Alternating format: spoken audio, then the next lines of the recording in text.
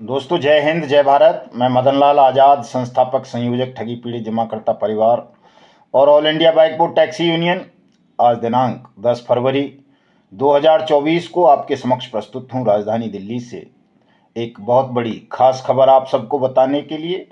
पूरा वीडियो ध्यान से सुनेंगे दोस्तों। और जिन साथियों ने अभी तक हमारे यूट्यूब चैनल्स को सब्सक्राइब नहीं किया है वो इन्हें सब्सक्राइब जरूर कर लेंगे।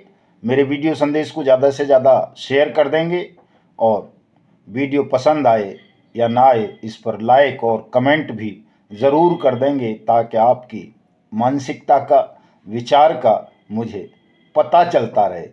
तो स्वागत है आप सबका आज के इस विशेष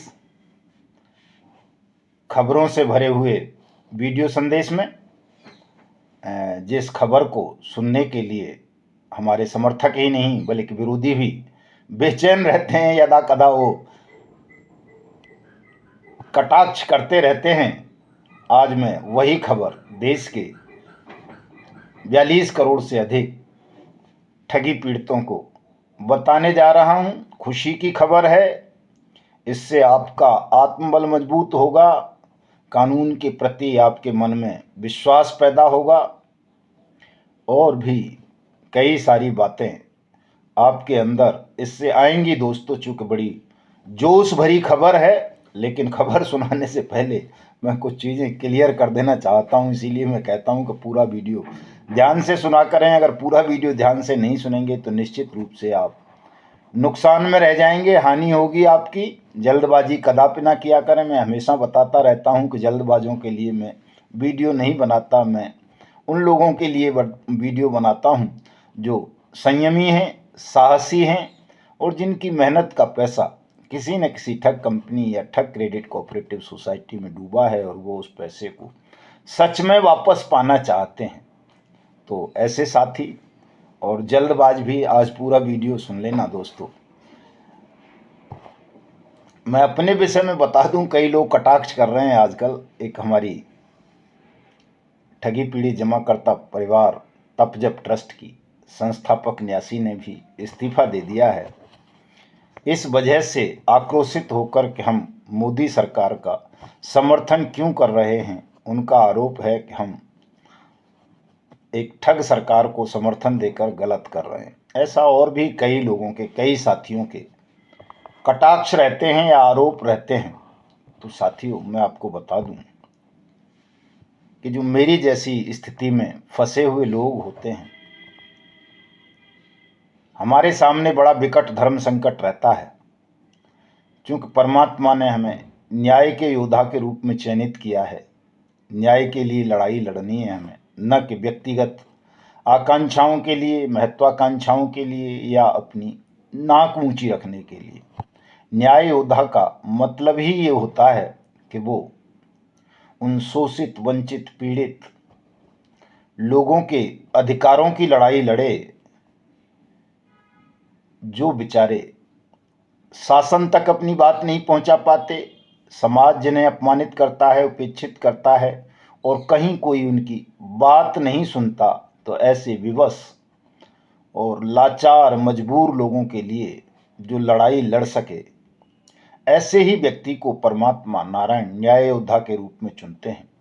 और हमें भी नारायण ने ही चुना है इस लड़ाई को लड़ने के लिए कि हम ठगी पीड़ितों के भुगतान की लड़ाई लड़ें, उनका भुगतान करवाएं और अपने पावन पवित्र देश को, हिंदुस्तान को ठगमुक्त, बेईमान रहित राष्ट्र राज्य के रूप में स्थापित करें। दोस्तों, हमारे समक्ष अनेकों चुनौतियां होती हैं, अनेक समस्याएं होती हैं, हमारे सामने भी हैं। एक बड़ी विकट स्थिति तब पैदा हो जाती है जब हम जिस व्यक्ति की खिलाफत करते रहे हों और पता चला उसके साथ भी कहीं अन्याय हो रहा है या कोई लोग उसके साथ अन्याय करने जा रहे हैं, तो हमको अपने न्याय योद्धा के धर्म का पालन करते हुए उस व्यक्ति के पक्ष में भी खड़े हो जाना पड़ता है, जो व्यक्ति कभी हमारी जान लेने तक पर उतारू रहा। ये हमारी विवशता होती है, हम चाह करके भी इस अपनी मानसिकता को बदल नहीं सकते। चूंकि परमात्मा ने सबको अपना अपना स्वभाव दिया है, नेचर दिया है और आप अपने नेचर को बदल नहीं सकते। जब हमें न्याय योद्धा के रूप में काम करना है, न्याय योद्धा के रूप में चयनित कर लिया गया है, तो हमें अपने उन विरोधियों के भी बचाव में, समर्थन में कई बार खड़ा होना पड़ता है जो हमें जीवित ही नहीं देखना चाहते, खुली हवा में नहीं रहने देना चाहते। यही स्थिति हमारे साथ भी है दोस्तों। हमारे माननीय प्रधानमंत्री आदरणीय नरेंद्र मोदी जी ने निश्चित रूप से देश के उन करोड़ों करोड़ ठगी पीड़ितों पर एक उपकार किया है। उन्हें भुगतान की गारंटी का अधिकार देकर अनियमित जमा योजनाएं पाबंदी कानून 2019 बनाकर देश भर में से क्रियान्वित करवाकर, हम भी विरोध करते थे, मैं भी जबरदस्त विरोध करता था उनका, लेकिन वो विरोध केवल इसलिए था कि ठगी पीड़ितों का भुगतान नहीं हो रहा था। इस कानून को कोई राज्य मानने को तैयार नहीं था और केंद्र सरकार भी, मोदी सरकार भी उस पर कोई तत्परता नहीं दिखा रही थी, इसलिए हम विरोध करते थे। ये तो सभी जानते हैं, मैं क्या आप सब भी जानते हैं कि ज़्यादातर ठगों ने माननीय प्रधानमंत्री के चित्रों का इस्तेमाल करके, उनके वक्तव्यों का इस्तेमाल करके, उनके वीडियोज़ का इस्तेमाल करके देश के करोड़ों नागरिकों के साथ ठगी की है। तो मुझे भी लगता था कि शायद प्रधानमंत्री इसलिए ठगों को बचाना चाह रहे हैं क्योंकि ठग उनके अपने लोग हो सकते हैं। उनके वीडियोज़ का इस्तेमाल किया है, उनके वक्तव्यों का, उनके चित्रों का इस्तेमाल किया है देश के नागरिकों को ठगने के लिए। लेकिन दोस्तों, कुछ घटनाएं ऐसी हुई इसी आंदोलन के समय, जैसे सबसे बड़ा उदाहरण आप जेकेवी का ले सकते हैं। अनूप चौधरी भारतीय जनता पार्टी का ही नेता था। JKV multi state credit cooperative society बनाकर उसने देश के लाखों नागरिकों को ठगा। लेकिन जब कानून का शिकंजा कसा और उसके खिलाफ एविडेंस मिले तो उसी अनूप चौधरी को मोदी योगी जी की सरकार ने ही उत्तर प्रदेश से गिरफ्तार करवाकर जेल भिजवा दिया और आज तक उसकी जमानत नहीं हो रही है। ऐसे कई उदाहरण हैं दोस्तों। तो जब शासन इस तरह की कार्रवाई अपने लोगों के खिलाफ भी करने लगता है तो हमें शासन की नीयत पर फिर संदेह नहीं करना चाहिए।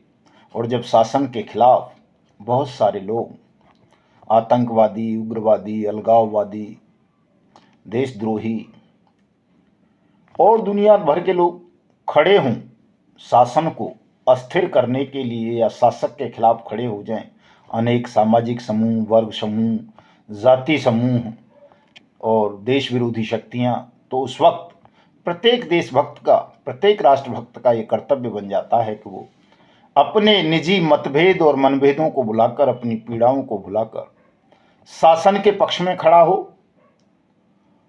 और या फिर जहां करोड़ों लोगों के हित जुड़े हों किसी बात से, तो वहां भी व्यक्ति को अपनी महत्वाकांक्षाओं को मलमूत्र की तरह त्यागते हुए, अपनी सम्मान को, आन को, बान को, शान को, ऐषणाओं को एक तरफ रखते हुए शासन के पक्ष में खड़े हो जाना चाहिए। यदि शासन के सहयोग से या शासन से मित्रता करके उन करोड़ों लोगों का कल्याण हो सके या उन्हें न्याय मिल सके, यही एक न्याय योद्धा की पहचान होती है, परिभाषा होती है। और दोस्तों, इस पहचान और परिभाषा के साथ मैं तो अन्याय नहीं कर सकता। मेरा कुछ नहीं बिगड़ता आज भी। अगर मैं शासन का विरोध करने लगूं, प्रधानमंत्री जी का विरोध करूं, तो मेरा क्या बिगड़ेगा? मैं तो सड़क पर बैठा हुआ व्यक्ति हूं, मेरा कुछ नहीं बिगड़ेगा, मुझे कोई हानि नहीं होगी, नुकसान नहीं होगा। ज़्यादा से ज़्यादा जैसा उन्होंने पहले प्रयास किया था 23 मार्च की घटना को लेकर के, जब दिल्ली में हमने उनके कार्यालय का घेराव किया था, वो भी एक साहसिक काम था। कोई हिंदुस्तान में ऐसा कर नहीं सका हमसे पहले। 2 अक्टूबर को भी हमने उनका रास्ता रोका था। इतना बड़ा विरोध कोई और करने का साहस नहीं कर सकता। उस 23 मार्च वाली घटना के बाद मेरे खिलाफ प्रधानमंत्री कार्यालय ने मुकदमा दर्ज करवा दिया था, सबको पता है। खतरनाक टाइप वाला मुकदमा दर्ज करवा दिया था। कुछ ठगों ने तो रेप का मुकदमा दर्ज करा दिया था मेरे खिलाफ। तो उन तमाम चीज़ों को याद नहीं रखा जा सकता। ज़्यादा से ज़्यादा मेरा क्या होगा? मैं प्रधानमंत्री की खिलाफत करूं, शासन की खिलाफत करूं, तो ज़्यादा से ज़्यादा जेल भेजा जा सकता है। इससे ज़्यादा तो कर नहीं सकते। मृत्यु तो ईश्वर तय करते हैं, मृत्यु तो मुझे शासन दे नहीं सकता, क्योंकि वो उसके हाथ में नहीं है, और जिन धाराओं में मुकदमे दर्ज हैं उनमें फांसी का प्रोविजन नहीं है। तो मृत्यु तो शासन मेरी कर नहीं सकता, ज़्यादा से ज़्यादा जेल भेज सकता है, इससे ज़्यादा शासन और कुछ नहीं बिगाड़ सकता, वो भी किसी झूठे आरोप में। सच्चे आरोप में तो मुझे जेल भी नहीं भेज सकता शासन, ये मेरा बिगाड़ा जा सकता है, लेकिन आप लोगों की बहुत बड़ी हानि हो जाएगी यदि इस वक्त हम शासन से लड़ें। तो जब शासन हमारे पक्ष में खड़ा हो गया है, शासन ने हमारे संरक्षण के लिए एक कानून दे दिया है, आपके भुगतान की गारंटी दे दी है, तो ऐसे वक्त में आप सबका नेता होने के कारण दायित्व से, या समझिए एक तरह से आपका पैरोकार होने के दायित्व से, मैं मुंह मोड़ लूं, शासन का विरोध करने लगूं अपने निजी स्वार्थों के लिए, निहित स्वार्थों के कारण, तो ये उचित नहीं होगा। इससे करोड़ों ठगी पीड़ितों का नुकसान हो जाएगा, क्योंकि शासन आप सबको नहीं जानता, आप सबने तो आवेदन भी नहीं किए हैं। हमें जानता है कि हम आपका नेतृत्व कर रहे हैं, आपकी लड़ाई लड़ रहे हैं। देश में भुगतान की गारंटी के अधिकार, अनियमित जमा योजनाएं पाबंदी कानून 2019 का क्रियान्वयन करने के लिए देश भर में जागरूकता पैदा कर रहे हैं, और देश के तमाम ठगी पीड़ितों को एक मंच पर लेकर के आ रहे हैं, ताकि वाट्स एक्ट 2019 के अंतर्गत उनका भुगतान हो सके। आपका भुगतान होगा तो निश्चित रूप से शासन प्रशासन को नुकसान होना है, क्योंकि आपके लिए अलग से कवायद करनी पड़ रही है बहुत सारी, तो आपका नुकसान होगा दोस्तों। शासन का नुकसान भुगतान करने में होना है, आपका नुकसान करवा के मुझे कोई लाभ नहीं मिलना है। जो लाभ मिलेगा उन तमाम लाभों को, मान लीजिए लोकप्रियता हो गई, कोई धन हो गया, कोई पद हो गया भविष्य में, उन सबको मैं तो पहले ही मलमूत्र की तरह त्याग चुका हूं। मुझे इन सब चीज़ों की चाहत नहीं है कि मुझे धन प्राप्त हो, कोई पद प्राप्त हो, कोई ख्याति प्राप्त हो, ऐसा मैंने कभी नहीं चाहा, कभी नहीं सोचा। लेकिन ये सब कुछ मिल गया है या मिल रहा है तो वो केवल नारायण की कृपा है, और हमारे उस सत्याग्रह आंदोलन की बदौलत मिल रहा है, जो हम अपनी जान हथेली पर लेकर के कई सालों से लड़ रहे हैं कि इस कानून को क्रियान्वित किया जाए और आप सबका भुगतान हो, हिंदुस्तान को ठग मुक्त बेईमान रहित देश के रूप में स्थापित किया जाए, राष्ट्र राज्य के रूप में। दोस्तों, अनियमित जमा योजनाएं पाबंदी कानून 2019 के समक्ष बहुत सारी चुनौतियां थीं। इस कानून का क्रियान्वयन इतना सरल नहीं था। पहली बात तो शासन ही इस कानून के खिलाफ खड़ा हो गया था, बनते ही उसे लगने लगा था कुछ दिनों बाद ही कि ये उन्होंने अपने गले में भी फांसी का फंदा डाल लिया है। इसलिए शासन भी नहीं चाहता था कि ये कानून क्रियान्वित हो। सबसे बड़ी चुनौती तो शासन ही था, लेकिन शासन को हमने इसलिए इस कानून के पक्ष में खड़ा कर लिया चूंकि हमने जो 1-1.5 साल लंबा मिशन भुगतान भारत यात्रा कार्यक्रम किया, देश के 20 राज्यों में गए, 300 से ज़्यादा जिलों में सेमिनार किए, उससे इस कानून के पक्ष में एक जनमत पैदा हुआ। कानून को विक्टिम्स ने जाना और इस कानून के तहत आवेदन किए, तो शासन को लगा कि यार ये तो आश्चर्यजनक काम हो गया। अगर जनता वाकई, ये करोड़ों लोग खड़े हो गए इस कानून के पक्ष में और इनका भुगतान नहीं किया, तो निश्चित रूप से ये हमारा विरोध करेंगे। चूंकि जब हमने कानून बनाया है, हमने इनको भुगतान की गारंटी का अधिकार दिया है, और हम ही इनका भुगतान नहीं करेंगे तो ये करोड़ों लोग हमारा विरोध कर सकते हैं। इस आपकी मानसिकता को, विरोध की मानसिकता को समझकर शासन ने आपको सहयोग करना शुरू किया। अनेक पत्र लिखे केंद्र सरकार ने राज्यों को, घोषणाएं की, और जो जो हमने डिमांड्स की, लगभग सभी डिमांड्स को मान लिया गया और आपका भुगतान की प्रक्रिया आरंभ करवाई। शासन की चुनौती खत्म हुई आपकी जागरूकता के कारण, आपका जनमत बन जाने के कारण। ठग, जब शासन आपके साथ खड़ा हो गया तो ठगों की औकाती क्या है। अपराधी तो कायर होते हैं, नपुंसक होते हैं, उनसे तो डरना ही क्या था, वो तो डर ही जाने हैं।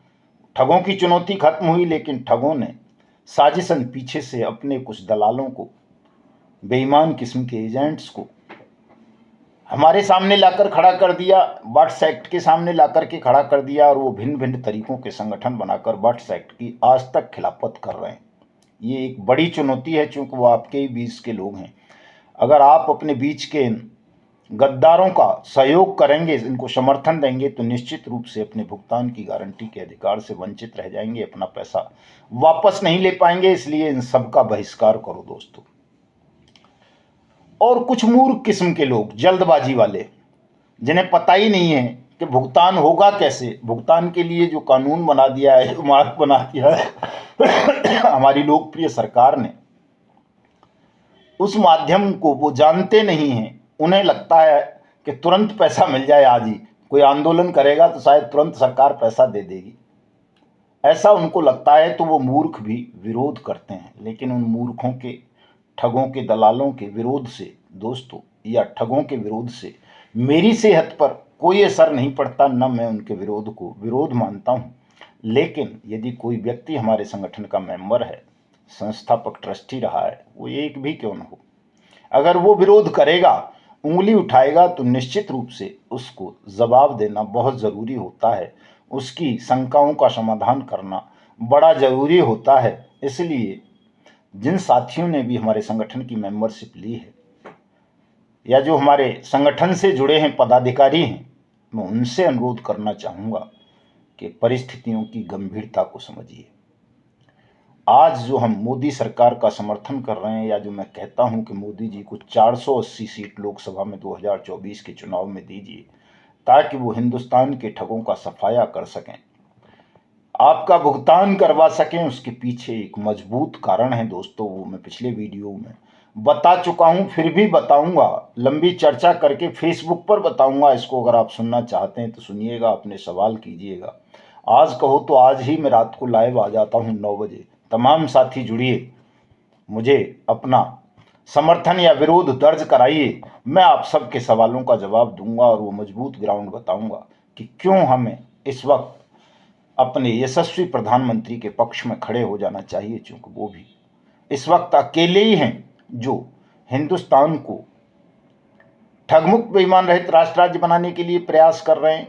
और इसकी वजह से उनके खिलाफ उनकी सरकार में बैठे हुए कुछ लोग, प्रशासन में बैठे हुए लोग, ठग, बेईमान और दुनिया भर के सामाजिक और वर्ग समूह और देशद्रोही शक्तियां उनकी खिलाफत कर रही हैं, उनकी जड़ों को कमजोर करने का प्रयास कर रही हैं। लेकिन ये संभव नहीं है, ये होगा नहीं, कोई कुछ भी नहीं बिगाड़ पाएगा। मैं तो हमेशा कहता रहा हूं कि 2025 में हिंदुस्तान को हम इतना मजबूत राष्ट्र बना देंगे, इतना मजबूत बना देंगे कि कोई ठग अगर विदेशों में भी छुपा होगा और उस देश से हमारी संधि नहीं होगी प्रत्यार्पण की, तो भी बलपूर्वक उस ठग को वहां से हम खींच लाएंगे और हिंदुस्तान की सलाखों के पीछे कैद करवा देंगे, और मृत्युदंड का कानून बनवाकर उन सबको मृत्युदंड की सजा दिलाएंगे। ये होना है, इस पर कोई संदेह मत करो। चूंकि हम ये जो कहते हैं या कर रहे हैं वो अपने लिए नहीं है, उसमें हमारा अपना कोई स्वार्थ नहीं है। हमको कुछ नहीं चाहिए, बहुत कुछ दे रखा है। कई लोग कहते हैं साहब सांसद बनना चाहते हैं, विधायक बनना चाहते हैं मोदी जी के नज़दीक जाके या भारतीय जनता पार्टी के। ऐसा कुछ नहीं है। सांसद विधायक बनकर मैं नौकर थोड़ा ही कहलाना पसंद करूंगा, मुझे नौकर थोड़ा ही बनना है। मैं तो स्वामी हूँ देश का, प्रत्येक नागरिक स्वामी है देश का, जो सरकार से बाहर है, जो शासन से वेतन भत्ते प्राप्त नहीं करता। हमारा तो अपना निजी कार्य है, और उस कार्य को करके भी हम वो सब कुछ प्राप्त कर सकते हैं जो एक सामान्य नागरिक को, मेरे जैसे नागरिक को, जिसकी ज़रूरत होती है। तो ऐसा कुछ नहीं है। इस भ्रम को, भेद को, अपने मन की शंका को दूर कर लें। हमें कुछ नहीं चाहिए, मुझे चाहिए तो केवल और केवल आप सबका भुगतान चाहिए, और उसके लिए शासन का सहयोग जब मिल रहा है तो उस सहयोग को आप तमाम लोग ले लें, पूरे देश के नागरिक, तभी आपका भुगतान होगा। अन्यथा लटके रहोगे। देखा आपने, राजस्थान में कांग्रेस की सरकार थी, उसने बट्स एक्ट को इस तरह से पंगु बना दिया कि आज तक राजस्थान में भुगतान के काउंटर खुल नहीं पाए। जब कांग्रेस वहाँ हार चुकी है, बीजेपी की सरकार बन चुकी है, लेकिन उस सरकार के लिए गए फैसले को बदलने में भी पसीने छूट रहे हैं नई भारतीय जनता पार्टी की सरकार के भी, कैसे इसको बदलें। 3 महीने के लिए समीक्षा समिति बनाई गई है, तो अभी 2 महीने लगभग होने जा रहे हैं, 1 महीने और इंतजार राजस्थान जैसे राज्यों के लोगों को भुगतान पटलों की स्थापना करवाने के लिए करना पड़ेगा। और राजस्थान के साथियों की कितनी पीड़ा है ये मैं समझ सकता हूं, चूंकि वो मुझसे दिन रात टच में है दोस्तों। इसलिए चूंकि आपका भुगतान जल्दी से हो जाएगा, शासन का सहयोग मिलेगा, तो हमें शासन की शर्तों को भी मानना पड़ेगा, उसके समक्ष झुकना भी पड़ेगा, उसका सहयोग लेना भी पड़ेगा और उसे सहयोग देना भी पड़ेगा। आप केवल लेने की भावना रखेंगे, देने की भावना नहीं रखेंगे, तो आप भिखारी कहलाएंगे। हम भिखारी नहीं हैं, वैश्या भी नहीं है कि अमीरों का आश्रय तलाश करें। हमें तो जो कुछ देगा तो हम उसे भी उससे ज़्यादा मात्रा में देने का प्रयास करेंगे। इसलिए मैं कहता हूँ आजकल के हम 480 सांसद देंगे लोकसभा में नरेंद्र मोदी जी को, ताकि वो अपने तीसरे कार्यकाल में हिंदुस्तान को ठगमुक्त बेईमान रहित राष्ट्र राज्य के रूप में स्थापित कर सकें और इस अनियमित जमा योजनाएं पाबंदी कानून 2019 को सख्ती के साथ पूरे देश में क्रियान्वित करके देश के करोड़ों नागरिकों का, ठगी पीड़ितों का, ठगी के शिकार लोगों का भुगतान कराएं। खैर, लाइव पे बात करते हैं और बहुत सारी। मैं आपको खबर बता देता हूं, चूंकि आप बेचैन होंगे कि इतनी लंबी भूमिका बता दी और खबर नहीं बता रहे हैं, तो सुन लो साथियों, खबर बहुत काम की है, आपके काम की है। इससे आपको एक नया मार्ग मिलेगा जीवन का जीतने का, अपने पैसे को वापस पाने का। एक अरुधरा गोल्ड ट्रेडिंग नाम की कंपनी थी तमिलनाडु में, उसने 1 लाख से ज्यादा लोगों को ठगी का शिकार बनाया गोल्ड स्कीम लॉन्च करके। मद्रास की सरकार ने, पुलिस ने, ईओडब्ल्यू ने उसके खिलाफ मुकदमा दर्ज कर दिया आईपीसी के सेक्शन 420, 406, 120B और बर्ड्स एक्ट 2019 की धारा 3 और 5 के अंतर्गत। जानते हो उस ठग कंपनी को चलाने वाला व्यक्ति कौन था? सौभाग्य से कहो या दुर्भाग्य से कहो, वो भारतीय जनता पार्टी का नेता भी था, फिल्म अभिनेता भी था और प्रोड्यूसर भी था, RK सुरेश। आप सबने नाम सुना होगा, आपने नहीं सुना होगा तो सर्च कर लेना। उसी की कंपनी थी अरुधरा गोल्ड ट्रेडिंग। उस पर मुकदमा दर्ज हुआ दोस्तों, वो देश छोड़ करके भाग गया बहानेबाजी करके। रेड कॉर्नर इशू हुआ, लुकआउट जिसको बोलते हैं, उसके खिलाफ ईओडब्ल्यू ने करवाया, लेकिन उसके बावजूद भी वो दुबई भाग गया। उसने, उसके साथियों ने बेल मूव की, अग्रिम जमानत याचिका निचली कोर्ट से खारिज हुई। चूंकि बर्ड्स एक्ट की धाराएं लग गई थी, तो बर्ड्स एक्ट की जो स्पेशल कोर्ट है और मद्रास, वो तमिलनाडु का जो PID एक्ट है, वो उसकी कोर्ट एक ही है, पूरे देश में सब जगह एक ही होती है। जो बर्ड्स एक्ट की कोर्ट हैं वही PID एक्ट्स की कोर्ट हैं, वही इनामी चिट और धन परिचालन स्कीम पाबंदी अधिनियम 1978 की कोर्ट है। तीनों की एक ही कोर्ट है दोस्तों। इसलिए हम कहते हैं कि 1978 के मामले भी बैनिंग एक्ट में, बर्ड्स एक्ट में ही कवर्ड होंगे। निचली कोर्ट ने उसका जमानत याचिका खारिज कर दी, वो हाई कोर्ट गया, Madras high court.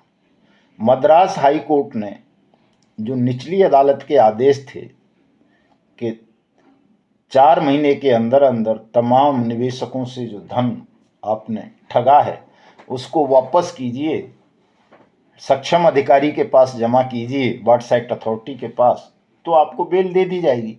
High court ने भी इस कंडीशन को बरकरार रखा और उसको कहा कि 1 महीने के अंदर अंदर सबका पैसा वापस करो अगर बेल चाहिए तो, अन्यथा ईओडब्ल्यू को कह दिया और सक्षम अधिकारी को, इनको पकड़ के लाओ, जेल में ठूंस दो, इनके तमाम अकाउंट्स को सीज करो, कैश जब्त करो और जो भी प्रॉपर्टीज हैं चलाचल उन सबको सीज करके निवेशकों में बांट दो, सबसे आवेदन लेकर के। जो पहले 5 लाख वालों तक को दो जिनका 5 लाख तक का इन्वेस्टमेंट है, और उसके बाद इनकी जो अचल प्रॉपर्टीज हैं उनको बेच करके नीलामी द्वारा बर्ड्स एक्ट के अंतर्गत, फिर उसके बाद जो बड़े अमाउंट हैं 5 लाख से ज़्यादा ऊपर के 10 लाख तक का इन्वेस्टमेंट था लोगों का उसमें मैक्सिमम, उनका भुगतान कर दीजिए। तो दोस्तों, और उसको कहा ठग को कि 50 करोड़ रुपए तू बर्ड्स एक्ट अथॉरिटी के पास जमा कर। उसने कर दिए दोस्तों, और लगभग 82 बैंक खाते थे इसके, जो तमाम सीज कर दिए गए। उनमें 139 करोड़ रुपए से ज़्यादा था जमा खातों में, वो सब सीज किए अथॉरिटी ने और पुलिस ने, ईओडब्ल्यू ने। और लगभग 3.5 करोड़ रुपए कैश जब्त किया गिरफ्तारियां की 20 से ज़्यादा, और ये 2400 करोड़ रुपए का लगभग टोटल स्कैम था। 22 गिरफ्तारियां हुई, वो मैंने बता दिया आपको, 20-22। और इसको उसके बाद एंटीसिपेटरी बेल दे दी गई, और ये अभी 10 दिसंबर को 23 में ईओडब्ल्यू के समक्ष दुबई से आकर पेश हुआ, जो फिल्म निर्माता, फिल्म अभिनेता R.K. सुरेश था।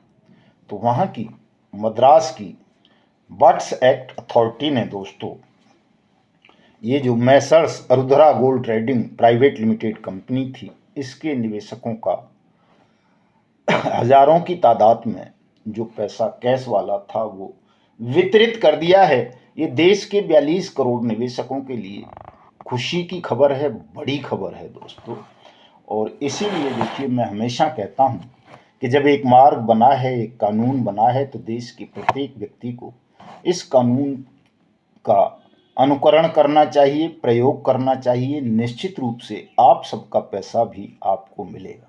ये जैसे सहारा CRC पोर्टल है, इस पर मैं पत्र भी लिख रहा हूँ, और तमाम जो काम किए जा सकते हैं वो भी कर रहा हूँ दोस्तों। ये बट्स कानून का उल्लंघन है सरासर। बट्स एक्ट जब से अस्तित्व में आया है 21 फरवरी 2019 से, उसके बाद इस तरह की किसी भी अनरेगुलेटेड स्कीम्स वाली या रेगुलेटेड स्कीम्स वाली अगर डिफॉल्ट करता है तो भी, तो उनके मामलों को किसी NCLT में, किसी सेबी में या किसी CRC पोर्टल पर नहीं भेजा जा सकता। ये इस कानून का उल्लंघन है, और ऐसा अगर सरकारें भी कर रही हैं तो हम उनकी खिलाफत करेंगे।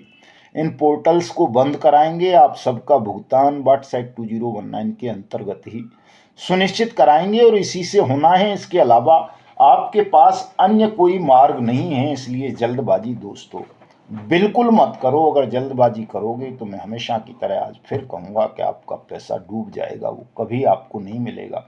आप कुछ लोगों को चंदा दे देकर धन पशु बना सकते हो, उन्हें नेता बना सकते हो, कहीं स्थापित कर सकते हो, लेकिन अपना पैसा प्राप्त नहीं कर पाओगे अगर आप ऐसे लोगों के झांसे में आते रहे। तो अगर आपको भुगतान पाना है तो इसी मार्ग पर चलना होगा। जब भी चल निकलोगे आपका भुगतान हो जाएगा, जैसे इन तमिलनाडु के साथियों का हुआ है।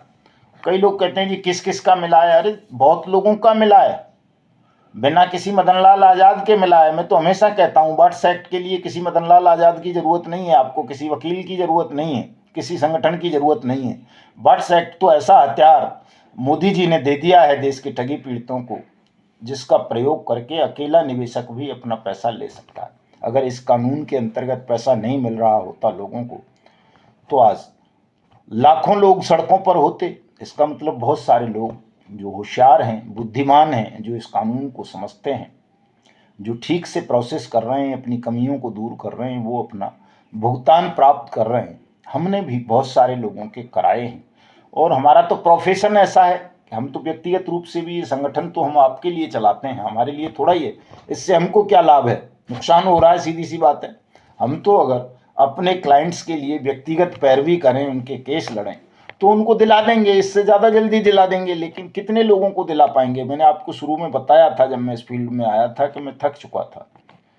इक्का दुक्का 10, 20, 100, 200 लोगों को दिला देने से काम थोड़ा ही बन रहा था। पूरा देश ही ठगों के जाल में फंस चुका था, पूरा देश ठगा जा चुका था। इसलिए ये संगठन बनाया। तो साथियों, निराश ना हो, तनाव ना लें, जुड़िए। आप सब लोग जब जुड़ जाओगे, इस मांग को भरपूर तौर तरीकों से उठाना शुरू कर दोगे, तो स्वयं प्रधानमंत्री आपके बीच आएंगे। हम कार्यक्रम उनसे ले रहे हैं, आवेदन उनको दे रहे हैं, उनसे मांग कर रहे हैं लगातार कि वो हमें एक डेट दे दें, एक कार्यक्रम दे दें, ताकि उनको हम बुलाकर उनका अभिनंदन कर सकें, उनके समक्ष अपनी पीड़ा व्यक्त कर सकें, और देश के करोड़ों नागरिकों की पीड़ा का अंत करवा सकें। माननीय प्रधानमंत्री श्री नरेंद्र मोदी जी से मैंने एक तारीख भी प्रस्तावित की है दोस्तों, 5 मार्च। स्वामी दयानंद सरस्वती जी, आर्य समाज के संस्थापक, उनकी जयंती है। इस तारीख को हम एक आयोजन, भव्य अभिनंदन समारोह प्रधानमंत्री जी का करने का योजना बना रहे हैं। जैसे ही ये वहाँ से फाइनल हो जाएगा, क्लियर हो जाएगा, आपको बता दिया जाएगा।